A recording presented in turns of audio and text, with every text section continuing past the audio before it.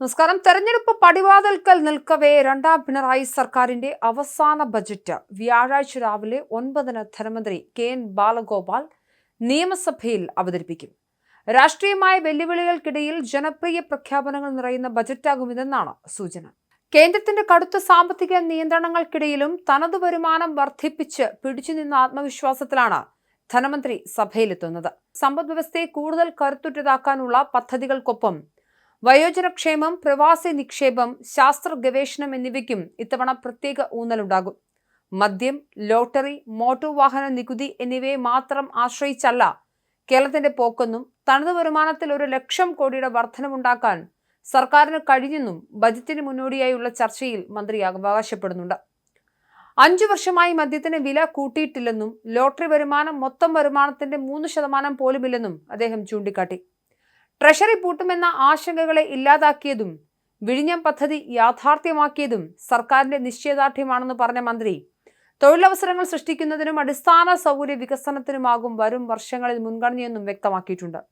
രണ്ടാം പിണറായി സർക്കാരിന്റെ അവസാന ബജറ്റ് ധനമന്ത്രി കെ.എൻ. ബാലഗോപാൽ നിയമസഭയിൽ അവതരിപ്പിക്കുമ്പോൾ കേരളം ഉറ്റുനോക്കുന്നത് പ്രഖ്യാപനങ്ങളിലെ പൊള്ളത്തരമാണോ അതോ പ്രായോഗികതയാണോ എന്നതാണ്. തെരഞ്ഞെടുപ്പ് ആസന്നമായിരിക്കെ പട്ടിണിയിലായ ക്ഷേമ പെൻഷൻകാരെയും DA കുടിശ്ശിക കിട്ടാത്ത സർക്കാർ ജീവനക്കാരെയും തൃപ്തിപ്പെടുത്താൻ വലിയ പ്രഖ്യാപനങ്ങൾ തന്നെ ബജറ്റിൽ ഉണ്ടാകാനാണ് സാധ്യത.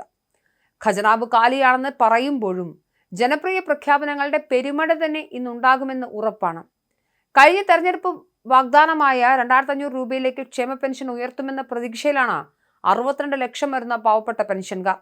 മാസങ്ങളായി മുടങ്ങിക്കിടക്കുന്ന പെൻഷൻ കുടിശ്ശിക തീർക്കുമോ എന്നതാണ് പ്രധാന ചോദ്യം. സർക്കാർ ജീവനക്കാർക്കും പെൻഷൻകാർക്കും DA കുടിശ്ശിക തീർക്കൽ, ശമ്പള പരിഷ്കരണം, പുതിയ പെൻഷൻ പദ്ധതി എന്നിവയുമായി ബന്ധപ്പെട്ട നിർണായക പ്രഖ്യാപനങ്ങൾ ബജറ്റിന്റെ ഹൈലൈറ്റ് ആയേക്കും. യുവജനങ്ങൾക്ക് സംരംഭകത്വ പാക്കേജ്, മത്സ്യത്തൊഴിലാളികൾക്ക് സഹായം, അംഗനവാടി ആശാവർക്കർമാരുടെ വേതന വർധന എന്നിവയിലൂടെ എല്ലാ വിഭാഗങ്ങളെയും കയ്യിലെടുക്കാനുള്ള അവസാനവട്ട ശ്രമത്തിലാണ് ഇടതു സർക്കാർ. വയോജന വനിതാ ക്ഷേമ പദ്ധതികൾ വാരിക്കോരി നൽകാനാണ് സാധ്യത. വികസനത്തിനും ക്ഷേമത്തിനും ഒരുപോലെ പ്രാധാന്യം നൽകുന്ന ബജറ്റായിരിക്കും ഇത്തവണത്തേതെന്നാണ് ധനമന്ത്രി കെ.എൻ. ബാലഗോപാൽ ആവർത്തിക്കുന്നത്. സർക്കാരിന്റെ അവസാന ബജറ്റ് എല്ലാ വിഭാഗങ്ങൾക്കുമുള്ള ബജറ്റാകുമെന്നും അദ്ദേഹം പറയുന്നുണ്ട്. സാമൂഹിക നീതിയും പ്രായോഗിക സാമ്പത്തിക നയങ്ങളും സമന്വയിപ്പിച്ച വോട്ടർമാരുടെ വിശ്വാസം നേടാനാണ് സർക്കാർ ലക്ഷ്യമിടുന്നത്. പെൻഷൻ അടക്കം ജനപ്രിയ പ്രഖ്യാപനങ്ങൾക്ക് കേന്ദ്രത്തിന്റെ സാമ്പത്തിക ഉപരോധം തടസ്സമാണ് എന്നാണ് ധനവകുപ്പിന്റെ അഭിപ്രായം. സംസ്ഥാനത്തിന്റെ വരുമാനവും ചെലവും കടവും കൂടിയെന്നാണ് 2024-25 വർഷത്തെ സാമ്പത്തിക അവലോകന റിപ്പോർട്ടിൽ പറയുന്നത്. നിലവിൽ 62 ലക്ഷം പേർക്ക് ലഭിക്കുന്ന പെൻഷൻ 2025 ഒക്ടോബറിൽ 1,600 രൂപയിൽ നിന്നും 2,000 രൂപയായി ഉയർത്തിയിരുന്നു.